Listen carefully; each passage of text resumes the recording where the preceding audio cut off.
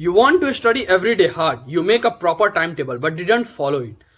Hello everyone. Welcome back to day 18 of 21 day English speaking challenge, and today I'm going to give you the tips in which you can make an effective timetable that actually work. So let's start with first one. The first is analyzing your normal daily routine. Firstly, analyze what you do normally.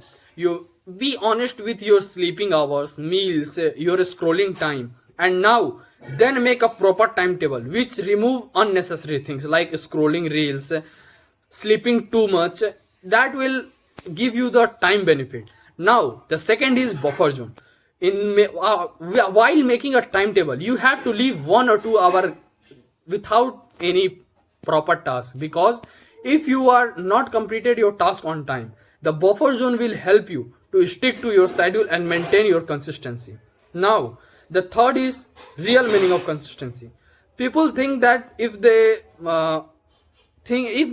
loses their for morning session, then he think that their consistency will break, but that is not in good. You have to carry this from the next step. If you leave the first one, then you start with the second one, that also comes in a consistency. And now the last is you have to prioritize your firstly task and then divide it into a specific section like a morning task, evening task, afternoon task, night task. It will help you to get energetic while studying lot more hours. So if this video is helpful for you, like and subscribe and join our 21 day English speaking challenge. Thank you.